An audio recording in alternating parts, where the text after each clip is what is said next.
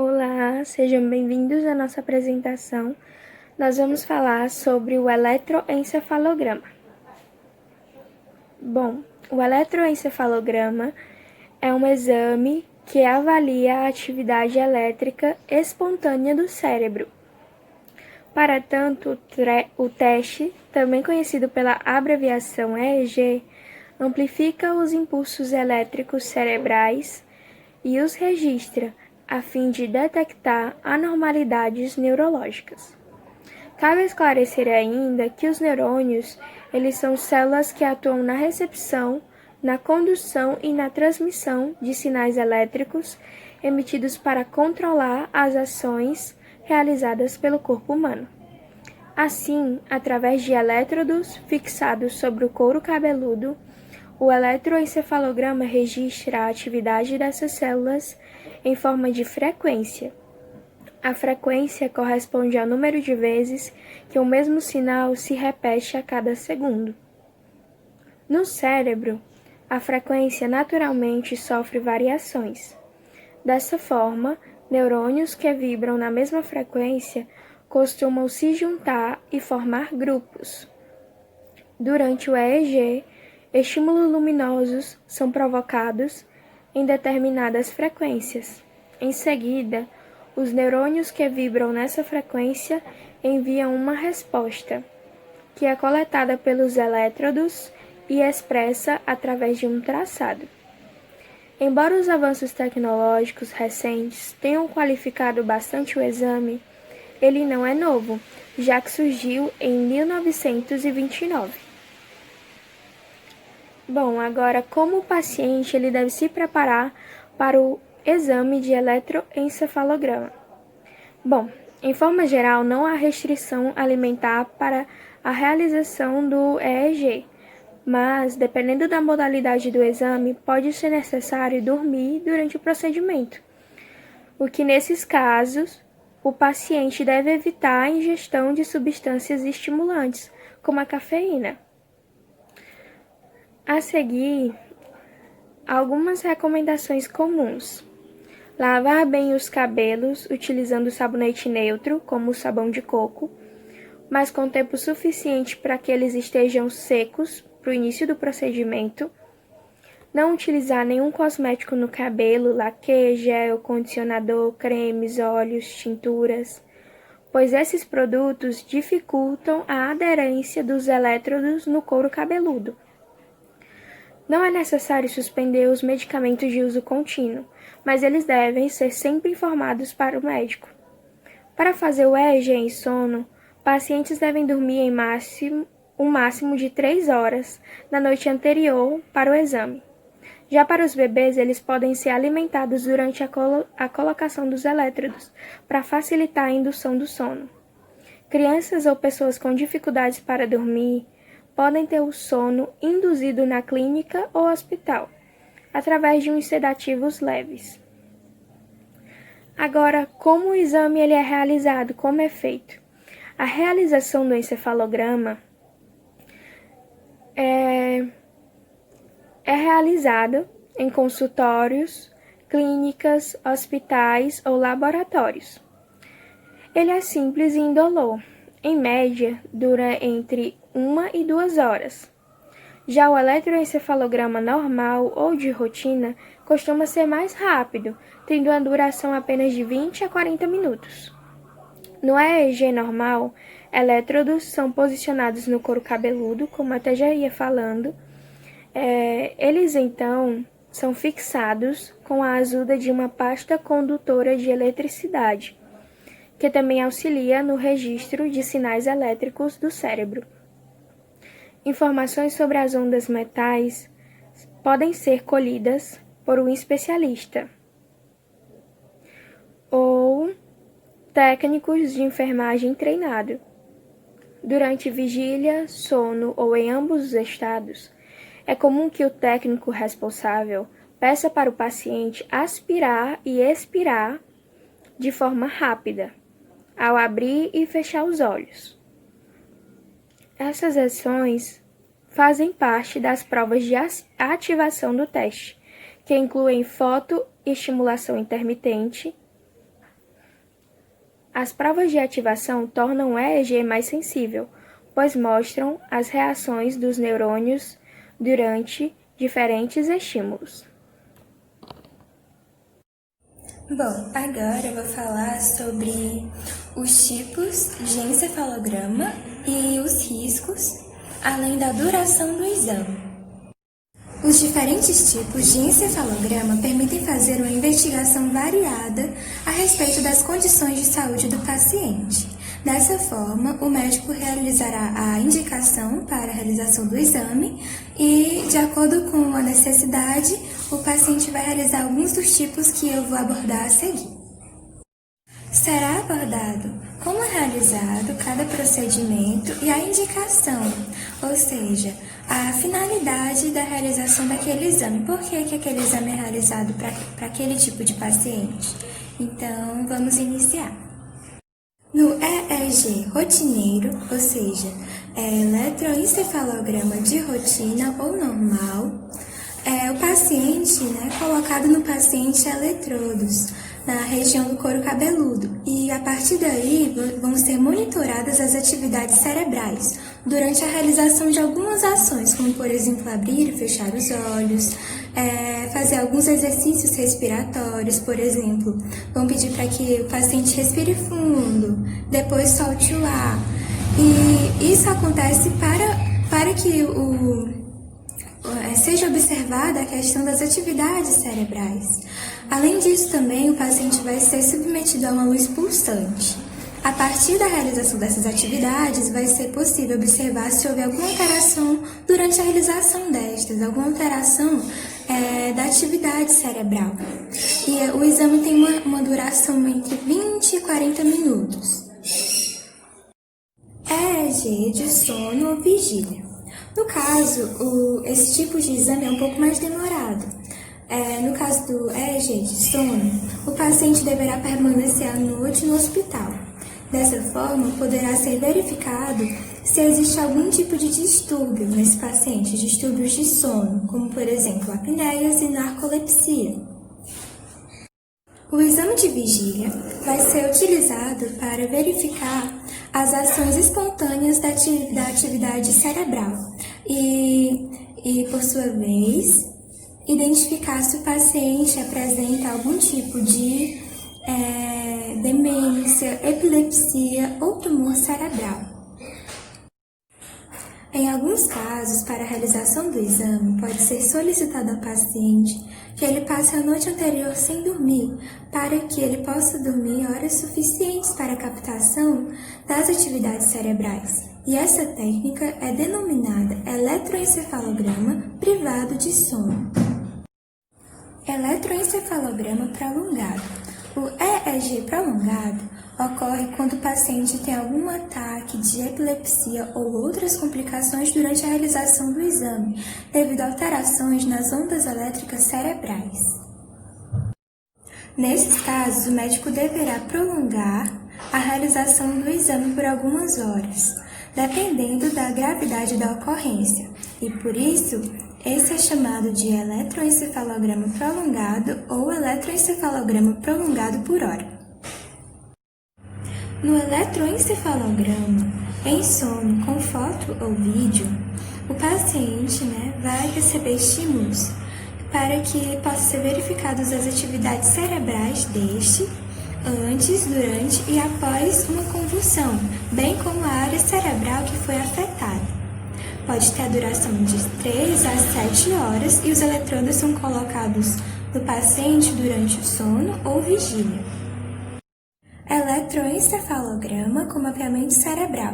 É um exame relativamente novo. Ainda estão sendo conduzidos estudos que permitem a utilização desse recurso de uma forma mais satisfatória. Basicamente, os eletrodos vão enviar sinais para o computador e este vai captar esses sinais e transformá-los em um mapa colorido de acordo com as atividades cerebrais recebidas. Então, será possível observar algum tipo de alteração de uma forma mais tecnológica, digamos assim. Então, ainda é um exame novo, porém está sendo aperfeiçoado de acordo com os estudos que estão sendo realizados. EKG ambulatório. Nesse exame, os eletrodos são conectados a um pequeno aparelho portátil e o paciente deverá realizar as ações normalmente, porém com o cuidado para não molhar o aparelho de verificar, as atividades cerebrais. O exame ambulatório vai funcionar a partir da monitoração da atividade cerebral ao longo do dia, porém, por ser conectados menos eletrodos do que, por exemplo, no eletroencefalograma rotineiro, os resultados podem ser inferiores. Riscos. Na maior parte dos casos, o exame não apresenta riscos. Entretanto, devido à falta de sono, o paciente pode se apresentar, sonolento, e isso pode acarretar, por exemplo, em acidentes de trânsito, acidentes no trabalho. Então, ele pode recorrer à questão de alguém buscá-lo no hospital após a realização do exame e, dessa forma, minimizar esses acidentes. Então, na maior parte dos casos, não apresenta riscos. Dessa forma, após essa realização do eletroencefalograma, o paciente pode realizar suas atividades cotidianas normalmente. O nosso cérebro ele funciona a partir de atividades elétricas neurológicas. Essas atividades elétricas neurológicas elas se modificam com alguns fatores, como, por exemplo, o fator idade e a presença de atividades físicas ou não, entre outros fatores. Assim como o estado em que o agente, a pessoa, está no momento também interfere na atividade elétrica cerebral. Por exemplo, o estado de concentração, de sonolência e de sono profundo, eles apresentam diferentes atividades elétricas no cérebro. O eletroencefalograma é um exame que ele facilita o diagnóstico de doenças que causam alterações na atividade elétrica cerebral. Essas alterações são identificadas a partir de eletrodos que são colocados no couro cabeludo e que vão captar a frequência, que é o número de sinais repetidos iguais por segundo. Algumas doenças elas podem ser identificadas no eletroencefalograma, principalmente aquelas doenças que causam alterações na questão da atividade elétrica, como, por exemplo, a epilepsia. Pacientes que apresentam epilepsia ou convulsões de causas distintas, normalmente eles utilizam muito desse exame, principalmente no seu tratamento e para o diagnóstico. Além disso, esse exame ele também facilita na questão de identificar alguns sintomas que possam resultar de alterações no córtex cerebral, como a presença de tumores, neuroinfecções, que são infecções do sistema nervoso central. Além disso, pode identificar também intoxicações, questões relacionadas ao AVC, tanto isquêmico quanto hemorrágico, edemas, hemorragias cerebrais, distúrbios do sono, traumatismo crânioencefálico e outros distúrbios neurológicos degenerativos, por exemplo. Além disso, esse exame também é utilizado para identificar e também confirmar a questão de mortes cerebrais. Normalmente esse exame também é realizado em alguns desses casos. O instrumento utilizado no eletroencefalograma é um computador, onde nele está inserido diversos eletrodos, que são pequenos compartimentos que vão ser colocados na região cefálica do paciente. Esses eletrodos são responsáveis por captar a frequência de onda da atividade elétrica cerebral. Essa captação ela é feita a partir de alguns estímulos luminosos que vão ser feitos durante o exame e vão auxiliar para que a atividade elétrica cerebral ela se modifique. Normalmente, os neurônios que apresentam o mesmo tipo de onda, eles se agrupam e formam conjuntos na hora do exame. Essas captações de frequência realizadas pelos eletrodos, elas são passadas para o computador e esse computador ele vai transmitir por meio de diversos traços a atividade elétrica cerebral, que pode ser apresentada por meio do computador, no caso do eletroencefalograma digital, ou por meio também do papel, que são as formas mais antigas dos exames. Esse exame, ele é feito desde a década de 1920 e ele é muito importante para a detecção de diversas alterações, como já foi dito, de diversos tipos de doenças neurológicas e um avanço muito importante para a questão da área da saúde. O papel da enfermagem na realização desse exame é de suma importância, principalmente na questão do posicionamento dos eletrodos, que são cerca de 23, e eles devem ser posicionados seguindo uma ordem que é previamente classificada a partir do sistema 10-20. Esse sistema ele auxilia no posicionamento desses pontos dos eletrodos e também na distância entre eles. Segue-se 3 pontos anatômicos principais: o union, que é a união da sobrancelha, o inion, que é um ponto acima da nuca, e o mastoideo, que é, falando de uma forma didática, perto da bolinha da orelha. Além disso, o papel da enfermagem constitui-se em fazer uma anamnese de qualidade para que haja assistência médica prestada de uma forma de qualidade e também uma boa assistência, assim como higienizar a parte encefálica do paciente, principalmente antes da realização do exame, e caso esse paciente apresente o cabelo longo, por exemplo, deve seguir também o sistema 10-20, que padroniza o que se deve fazer. Além disso, durante todo o exame, deve-se atentar ao paciente, atentar-se às respostas em que ele vai dar e atentar-se também a qualquer tipo de desconforto. Além disso, ao finalizar o exame, o enfermeiro ele deve higienizar a sala em relação aos equipamentos utilizados ou eletrodos, fazer a asepsia e também auxiliar o paciente em relação à limpeza de si mesmo ao finalizar o exame. Os eletrodos eles devem ser posicionados 10% distantes desses pontos anatômicos e 20% as distâncias entre eles. Eles podem ser posicionados nas regiões pré-frontal, frontal, temporal, occipital e parietal. Antes de adentrarmos nos possíveis resultados que possam vir com um laudo médico relacionado ao eletroencefalograma, é importante sabermos principalmente como funciona a atividade cerebral. Basicamente, 4 tipos de ondas são analisadas: as ondas alfa, beta, teta e delta. As ondas beta são aquelas relacionadas principalmente aos estados de agitação e aos estados de concentração. Todas elas são medidas em Hertz. E no caso da onda beta, a sua escala, o seu parâmetro normal está localizado entre 13 a 30 Hz. No caso da alfa, a onda elétrica do tipo alfa ela é relacionada principalmente aos possíveis estados de diminuição da ansiedade e de relaxamento, e o seu parâmetro normal está entre 7 a 13 Hz. Já as ondas teta são aquelas relacionadas aos processos de sonolência do corpo e estão localizadas num parâmetro de 4 a 7 Hz. Já as ondas delta são aquelas relacionadas ao sono profundo e estão num parâmetro de 0 a 4 Hz. Há diversas características de um laudo de encefalograma, como, por exemplo, o nome do paciente, ele deve estar lá, o nome e dados do médico que solicitou o exame, assim como tudo que foi realizado durante o exame, a possível conclusão e hipótese médica.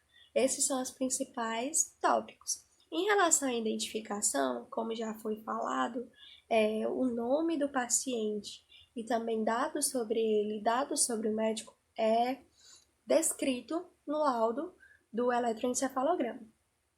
Também há informações técnicas relacionadas ao aparelho que foi utilizado, que é um computador inserido junto com os eletrodos, e também sobre a duração do exame. Além disso, há o corpo do laudo. O corpo do laudo é principalmente tudo o que foi feito durante o exame. Quais os estímulos foram utilizados, quais os tipos de estímulos, o que foi sentido, como estava o ambiente, entre outras questões. Tudo o que foi de resposta do paciente e tudo o que foi feito para que houvesse aquela resposta. Além disso, há também a questão de conclusão e hipótese médica. A conclusão está relacionada a se os resultados foram normais, fisiológicos, ou se a amplitude e a frequência das ondas elétricas, elas apresentaram alguma alteração, fazendo com que esse exame fosse anormal.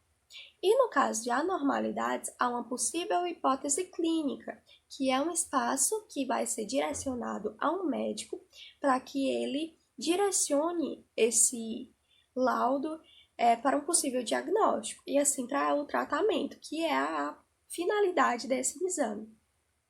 É importante ressaltar que o laudo médico ele é especialidade médica e que o técnico de enfermagem ele pode sim acompanhar esse tipo de exame, porém ele não pode fazer qualquer tipo de laudo médico. Essa não é a nossa especialidade. A nossa especialidade está relacionada principalmente ao cuidado durante o procedimento do exame. Os possíveis resultados são aqueles que podem indicar normalidades e aqueles que podem indicar normalidades, que é um resultado fisiológico. Em relação ao resultado que apresenta normalidades, normalmente ele não vai aparecer grandes alterações na frequência e na amplitude das ondas elétricas do coração e do cérebro, e também, além disso, vai estar tudo nos parâmetros normais do que foi esperado. Já em casos de anormalidades, tanto a frequência quanto a amplitude dessas ondas ela vai estar diferenciado, assim como vai apresentar outros sinais. No caso de uma atividade cerebral que seja diferente de um lado do cérebro e de outro, é um sinal que pode indicar doenças neurológicas e também a presença das ondas θ e delta, que são ondas relacionadas ao sono, no caso do exame realizado em vigília. Isso pode indicar tanto o uso de medicamentos, quanto também a presença de doenças. No caso da morte cerebral ou inatividade cerebral, as linhas, ao invés de apresentar frequência e amplitude, elas se apresentam de uma forma reta.